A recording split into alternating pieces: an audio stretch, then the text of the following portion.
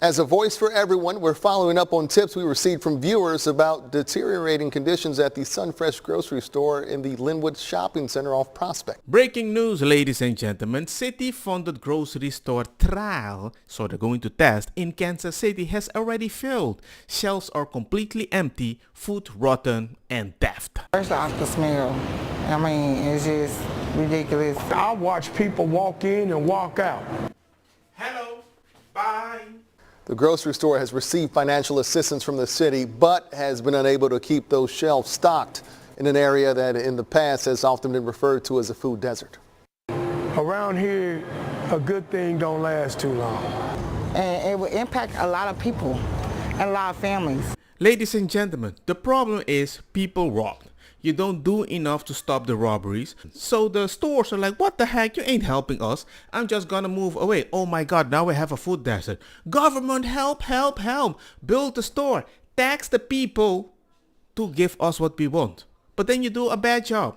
You know what that reminds me of? Socialism. KSHB 41 News reporter Alyssa Jackson went to the store to witness it for herself and is amplifying the voices of frustrated customers and community leaders. It's clear this Sunfresh at 31st and Prospect is struggling. This is the first section people see when they come in. There's barely any produce. A lot of the coolers and shelves around the store look the same way, empty. So shoppers have been asking us, if the store isn't closing, then where's all the food? A rotten smell comes. Let me just stop you right there. I don't want to walk in any store and experience a rot. Are you freaking kidding me? And you call Sunfresh, but a rotten smell comes through the door, and anywhere you turn, you'll see products that need to be restocked. No hot food or deli. There was a time this store was on life support. I can tell you today, right now, it's damn near dead.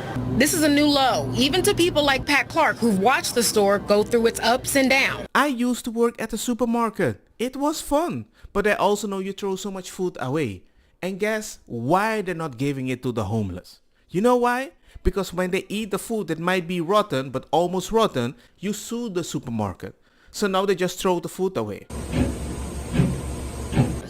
30 days ago, hell, we look like a grocery store again. The city owns the Linwood Shopping Center. A nonprofit operates the grocery store. Public and private investments are in the millions of dollars for the center. It's the intention that counts. The nonprofit didn't respond to a request for comment. I did ask the mayor's office if the city had plans to step in and consider additional funding. The office responded, the city will work closely with store ownership and all neighborhood stakeholders to support the long-term viability of the store based on normal revenues from customers and area consumers. Translation, I don't know, equated niet, no lo sé, mi no sa. Or based on normal revenues from customers and area consumers. Where is the money at?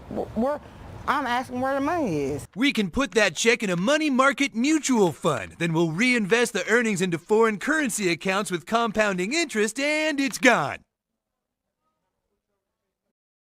Okay. The shelves could indicate the future of the store. Come in here. Look what's going on. They also say a lot about how much patience people have left. Let this store close. Everything on this lot will start to fail. Then whose problem is it then? When you do a job, do it good.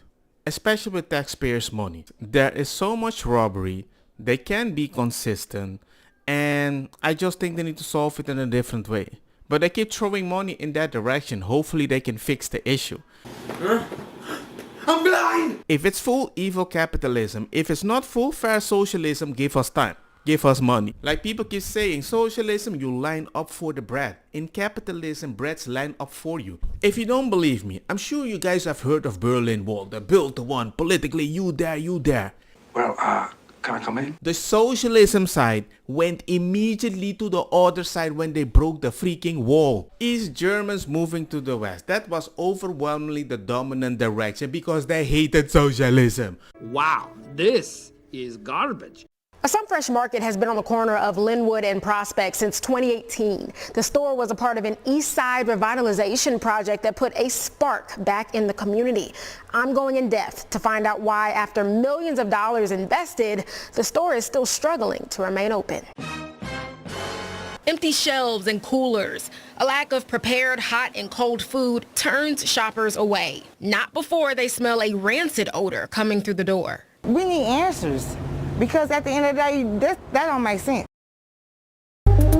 The state of the market now on Kansas City's east side is not what the community expected in 2017. We need this so badly. When the presence of the market and shopping center looked like a new beginning. The city of Kansas City owns the shopping center. Sunfresh is part of a community improvement district, meaning the city does make money off of a 1% retail sales tax on purchases to help pay for the development. The entire Linwood Shopping Center was a $15 million public-private investment. Last year, the City Council approved $750,000 for security, lighting, and infrastructure supported by federal funding. No security, got a problem. No product, you got a problem. And here, maybe, soon, no store. We really got a problem then. Crime is high, got a problem.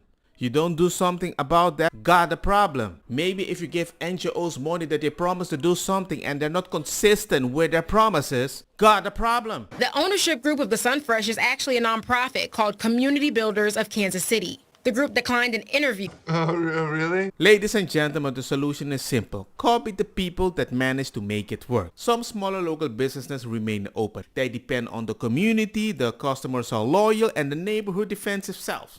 Security-wise. And the chain stores with more resources, well, they got security and insurance. For example, certain national fast food franchises and pharmacies maintain location despite challenges. The stores sometimes hire private security or coordinate with police patrols. Admit it with more gusto. You were right. Yes. If the NGO focus more on hiring security or just tell everybody, hey, just get security to keep your product safe, maybe then you can keep your food fresh. Don't get me wrong, ma cosa kita bong. Put the fire na mi blonde kush hash purple skunk criollo colombici jam jam. Turloqueta verdetta welcome.